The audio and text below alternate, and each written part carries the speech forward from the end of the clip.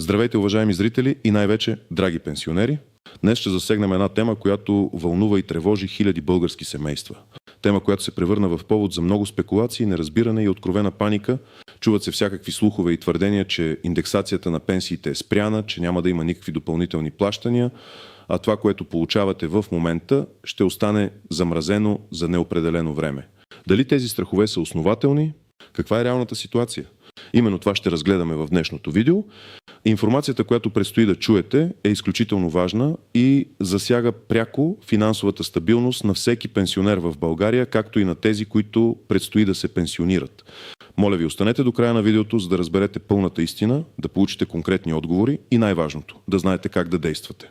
Не забравяйте да натиснете бутона за абониране още сега, за да не пропускате важни актуализации и да оставите един палец нагоре, ако намирате съдържанието за полезно.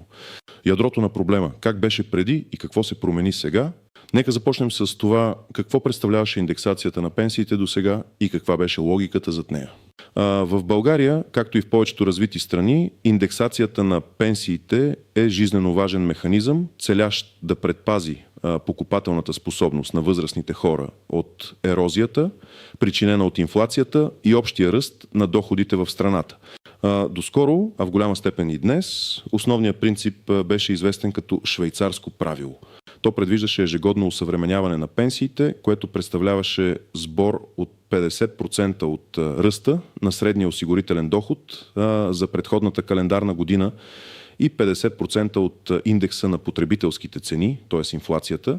Тази формула имаше за цел да гарантира, че пенсиите не просто запазват същата реална стойност, но и до някъде участват в общия икономически прогрес на обществото, т.е. да не изостават съществено от доходите на работещите. Например, ако през една година средният осигурителен доход се беше увеличил с 10%, а инфлацията беше 4%, то индексацията на пенсиите щеше да бъде приблизително 7%, половината от 10% плюс половината от 4%.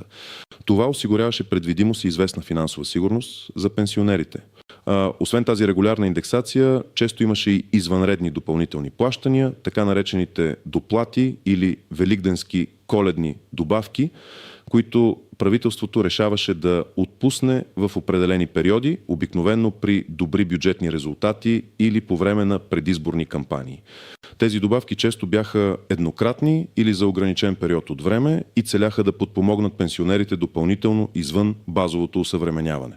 Сега обаче ситуацията е по-сложна и именно тук идва коренът на тревогите.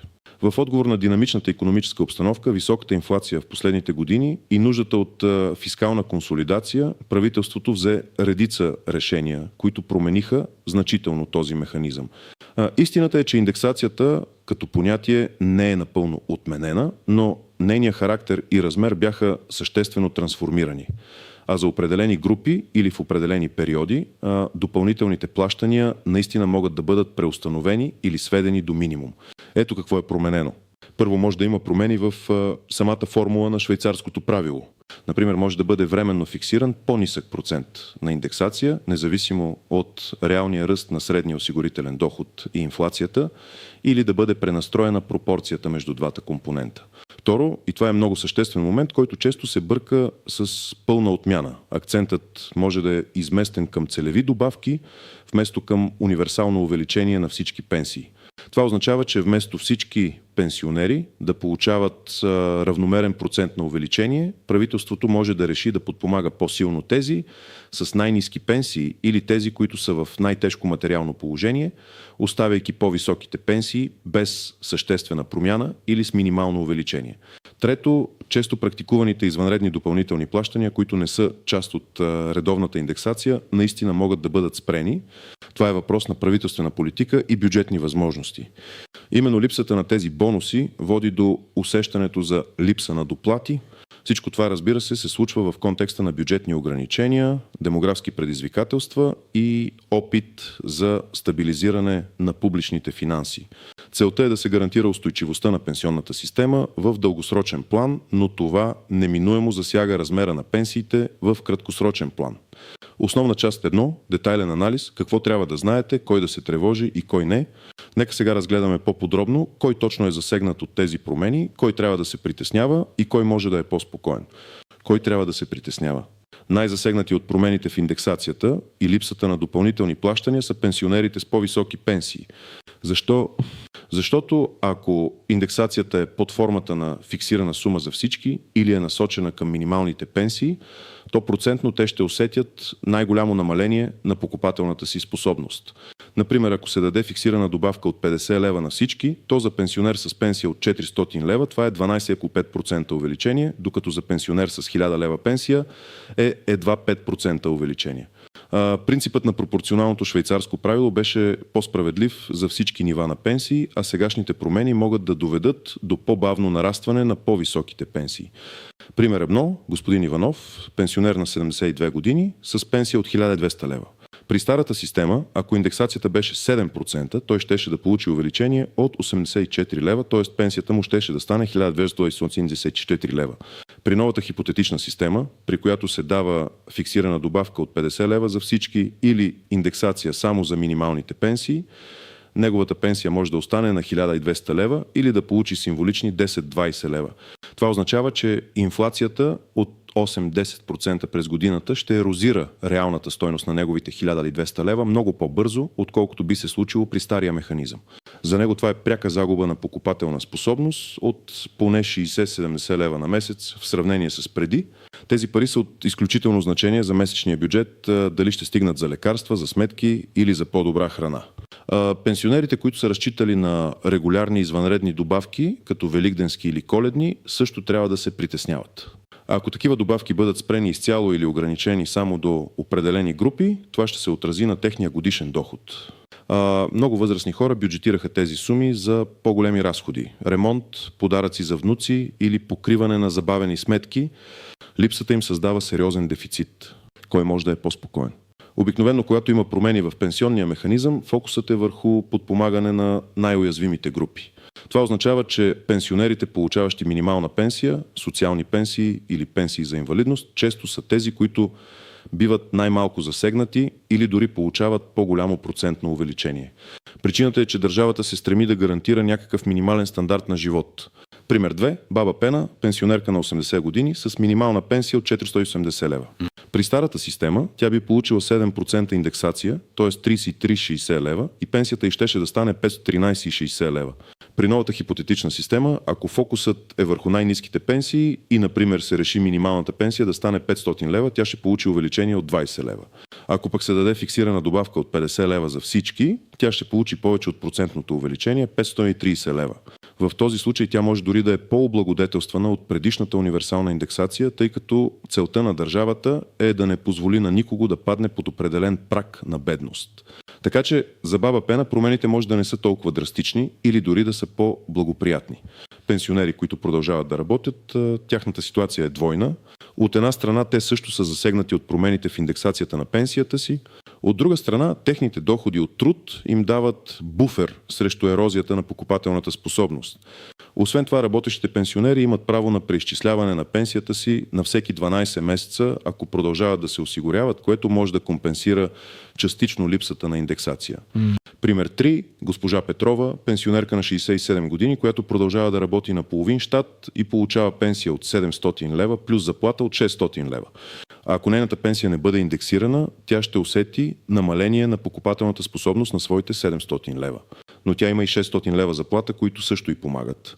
Освен това, след една година работа тя може да подаде заявление за преизчисляване на пенсията си, което би увеличило нейните 700 лева въз основа на новия осигурителен стаж и вноски. Това е една много важна възможност, която не трябва да се пропуска. Дори и при липса на индексация, преизчисляването може да донесе чувствително увеличение, например с 30-50 лева, което е значимо. Хора, които тепърва предстои да се пенсионират, за тях ситуацията е различна. Размерът на тяхната първоначална пенсия се определя по действащите правила към датата на пенсиониране и обикновено се изчислява на базата на осигурителния им стаж и доход. Ако промените касаят индексацията на вече отпуснати пенсии, това няма да засегне пряко първоначалния размер на тяхната пенсия, но, разбира се, ще засегне бъдещите и увеличения.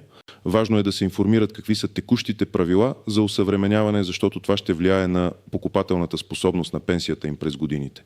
Основна част 2. Изключение от правилата, клопки и неочевидни нюанси. Промените в пенсионната система винаги крият редица неочевидни детайли, които могат да имат съществено влияние върху отделните пенсионери.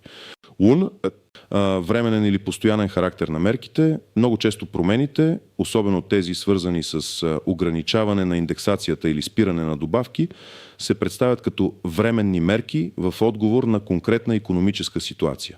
Например, по време на висока инфлация може да се прецени, че е по-ефективно да се дават целеви помощи вместо универсална индексация.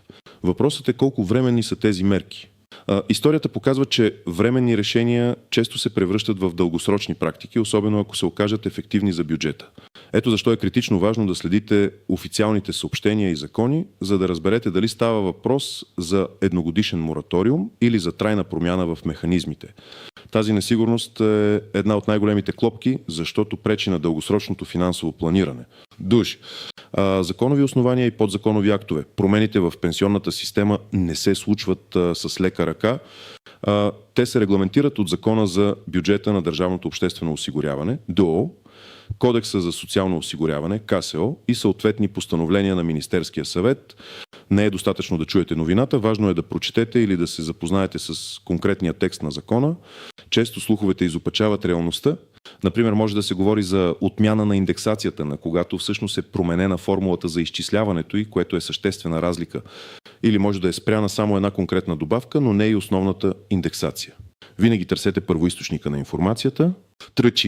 Взаимодействие с други социални плащания, липсата на индексация или допълнителни плащания за пенсиите може да има косвено влияние върху други социални помощи и добавки, които получавате.